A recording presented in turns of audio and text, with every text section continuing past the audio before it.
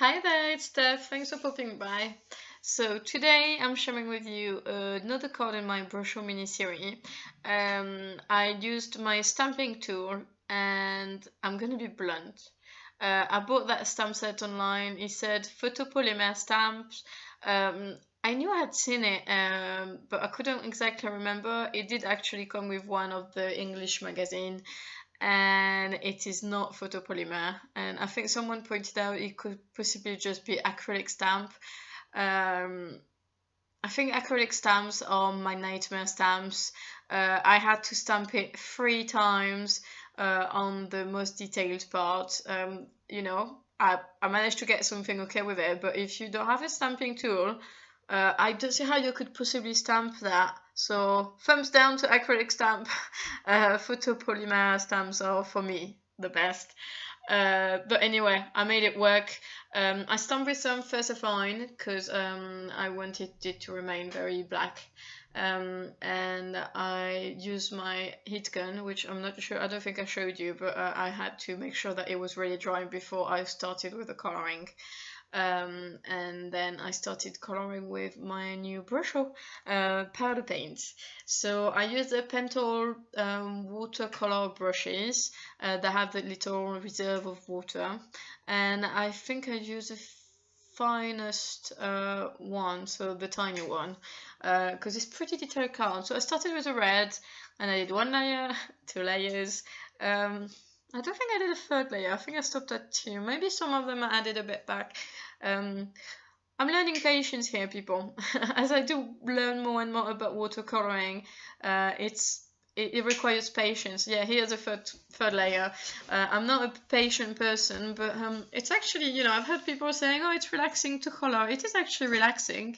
Not as much when you have 2 kids in the background being a bit annoying, but it is, I'm sure it's relaxing if you have more time to yourself. Anyway, I keep going with my red, and already I think it looks pretty good, to be honest. I do like it personally. If you don't like it, it's fine, but I like it.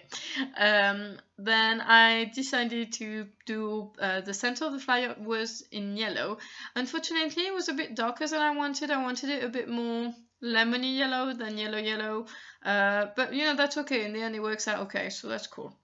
I did something weird with the flowers. I thought the outside layers of petal looked more like leaves than actual petals, so I did it in green. I think it's called leafy green. It's more of a lime green, on the opposite of the other green in the set. There's 12 colors, and there's 2 greens in that set. And the other green, I'm not sure what the name is, but it's darker. It's a darker green. And I quite like that limey green. I think it's quite vibrant. It's fresh, citrusy. I'm not eating it. I'm looking at it, but I quite like the color. So I added a bit more depth. You see here, I put a bit too much, and I will actually go back and remove some of the paint. I think it's just it would take forever to dry, and it's a bit risky with that kind of card because I'm going round and round. So it's quite easy to put your hand on the top of what you just painted, and that's where you do a massive splatter of ink or smudge of ink, and that would be a shame. So I'm trying to be gentle. Here's that purple. I mentioned it before. The purple is a bit odd. It starts more like pink, reddish pink, and then the blue pigments seem to kind of melt within the water, and then that reddish pink turns into purple. So it's quite interesting. Same thing here. I add a few layers. If you watch my video regularly, you know how I work. I just build up through time. I let it dry and I come back, and that's what works for me.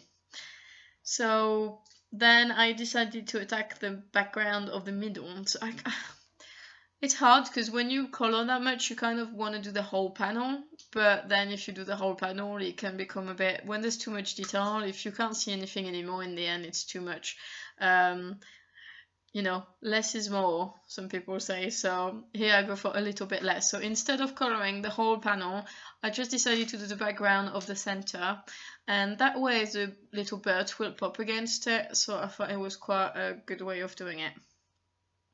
I used, I think that's the ultramarine color I was referring to in a previous video, and it's actually quite a bit more blue than the turquoise. I would call it royal blue. That's how you know, if I was talking to someone about it, that's how I would describe it. It's quite a nice blue, and I think it goes well with all oriental things. I mean, I was looking up a bit at oriental things online. I was looking at different colors of like kimonos and maybe not Chinese, maybe a Japanese lady and what they wear, which clothes they wear to see which color combo was working together. And there are quite a lot of different color combos. So I thought, okay, you know, I might as well try anything. And I'm actually quite happy with the result. I went a bit on, I think we say a limb, and I'm actually pleased with the result. So I decided to use, I thought it needed a little bit more. I did a really washed out blue, and I just went around all the berries. It's not berries, it's buds. All the flower buds, and I just tried to add a bit more color throughout the card without it to be being too vibrant. So I really washed out that blue. And you can see it's more on the photos because you have a bit of the light reflection, but I think it works out quite well. I did do the little birds, I forgot to mention that, a little bit of yellow and a little bit of brown. And then when that was all finished, I took my Copic multiliner and I retraced a bit some of the black lines because obviously the black was black, but it was a bit washed out in places. Then I decided to do something I've seen, I think, I don't want to mention name, but I've seen a lady doing it during the last coloring challenge, and it's adding little black dots all around, not really dots, lashes, black lashes around things, and I thought it looked quite cool. So you can see it on the close-up photos at the end or on my blog if you want. And then I added a bit of highlight with the gel roller pen. You can see my hand is covered. But as I said before, that ink is really pigmented, so the roller pen is like, you can see it, but it's really, really faded. So it was really to try it. I think the only color it actually pops against is on the purple flowers. So yeah, have a look at the photos. It's funny, it's interesting. Here I add a little bit more of these lashes. I'm calling that lashes. I have absolutely no idea what it's called. It's quite cool. It's the first time I do it. It's a good way to add something onto your design, but without doing too much. So here we go. I hope you liked the video. Thank you very much for watching.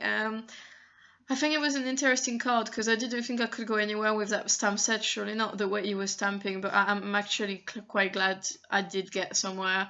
I really like the results. I did want to add that little detail at the end. I did a stitch frame all around it, and then I decided to do a full line next to it. You see what I mean in a minute.